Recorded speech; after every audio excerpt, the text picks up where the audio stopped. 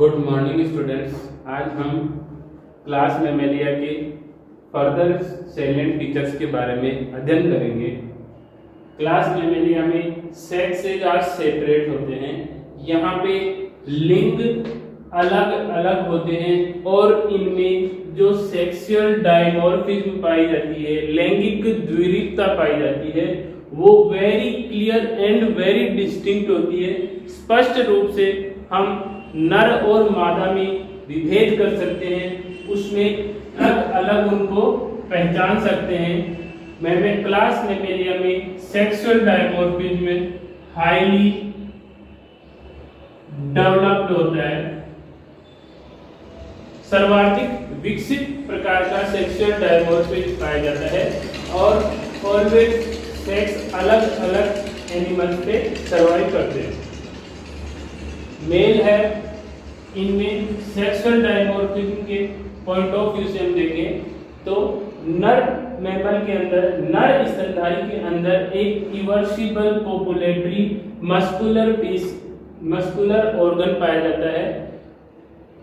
इवर्सिबल muscular copulatory organ पाया जाता है।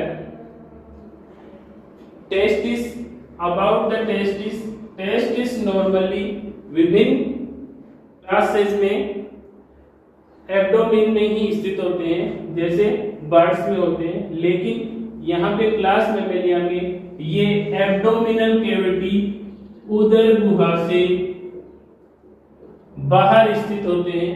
उदर गुहा से बाहर किसमें होते हैं? उदर गुहा से बाहर ये situated in the testis sac अर्थात स्क्रोटम में पाए जाते हैं। इसमें पाए जाने का सबसे बड़ा रीजन ये होता है कि स्पर्म के डेवलपमेंट के लिए abdominal temperature, body temperature suitable नहीं होता, उपयुक्त नहीं होता, जिसके कारण ये बाहर स्थित होते हैं और स्पर्म के डेवलपमेंट में किसी प्रकार की कोई दाब या बाधा उत्पन्न ना हो। इसके अलावा स्पर्म में के अलावा एग्स होते हैं, वे भी विशिष्ट प्रकार के होते हैं। इनमें एग्स स्मॉल होते हैं, छोटे होते हैं, हमेशा लेस योक्ड होते हैं, कम पीतक युक्त होते हैं या अपीतकी होते हैं, बहुत कम पीतक पाया जाता है इनमें।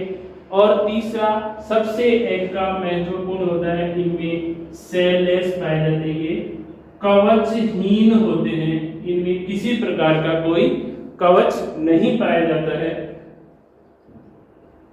इन स्तनधारियों में फर्टिलाइजेशन अकर्स इंटरनली पाया जाता है, जो कोपुलेशन के बाद में संपन्न होता है। इंटरनल फर्टिलाइजेशन होने के कारण ये लोग हमेशा विविपेरस होते हैं। इनमें एक इन्फेंट का बर्थ होता है, एक शिशु का जन्म होता है, लेकिन इसका अपवाद होता है ओविपेरस मोनोट्रिम्स, जिसके एग्जाम्पल हैं प्रोटोथीरियंस एंड मैमल्स, जो रेप्टिलिया से बहुत समानताएं प्रदर्शित करते हैं और ये बताते हैं कि मैमल्स का ओरिजिनेशन रेप्टाइल से हुआ है। ओविपेरस मोनोट्रिम्स में डक-बिल्ड प्लेटिपस एंड ऑर्निथोरिंकस, टैकीग्लोसस ये एनिमल्स पाए जाते हैं। प्रोटोथीरियंस ऑस्ट्रेलियन रीजन में ही सीमित होते हैं, उसके बाहर कहीं कोई प्रोटोथीरियन रिपोर्टेड नहीं है। स्तनधारियों में डेवलपमेंट गर्भाशय यूट्रस में संपन्न होता है। यहाँ पे शिशु का विकास, शिशु का भ्रूणोद्भवन यूट्रस में हो। परिवर्तित डेवलपिंग एम्ब्रियो के पोषण, श्वसन, उत्सर्जन इत्यादि के लिए उसकी माता के यूट्रस वाल से, गर्भाशय भित्ति से प्लेसेंटा का फॉर्मेशन होता है। प्लेसेंटा और परिवर्तित भ्रूण के मध्य अनन्य संबंध पाया जाता है। यह माता और शिशु में एक दूसरे में अत्यधिक निर्भरता वाला संबंध बनाता है। पोषण की समस्त आवश्यकताओं, उत्सर्जन और श्वसन, सर्कुलेशन, सभी आवश्यकताओं की पूर्ति माता के शरीर से प्लेसेंटा के माध्यम से शिशु में संपन्न होती है। गर्भाशय शिशु के लिए एक नरमदार बिस्तर का रोल प्ले करता है। इसके अलावा इनमें एक्स्ट्रा एम्ब्रियोनिक मेम्ब्रेन्स पाई जाती है, जिनमें number 1 amnion, number 2 chorion, number 3 yolk sac and allantois. ये चारों एक्स्ट्रा एम्ब्रियोनिक मेम्ब्रेन प्लेसेंटा के निर्माण में भी भाग लेती हैं। प्लेसेंटा के निर्माण में ये चारों एक्स्ट्रा एम्ब्रियोनिक मेम्ब्रेन भाग लेती हैं। एम्नियोन नॉर्मली भ्रूण के कवर किए जाते हैं, कोरियन उसको सुरक्षा प्रदान करती है। मैमल्स में एलेंटोस एंड कोरियन प्लेसेंटा फॉर्मेशन में भाग लेती है। जन्म के बाद भी शिशुओं का पोषण माता के, उनकी फीमेल की मेमरी ग्लैंड से सिक्रीट होने वाले मिल्क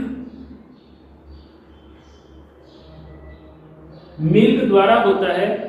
इस तरह से हम कह सकते हैं कि मैमल्स में मल्टीपल लेवल का और मोस्ट एडवांस्ड लेवल का पेरेंटल केयर पाया जाता है।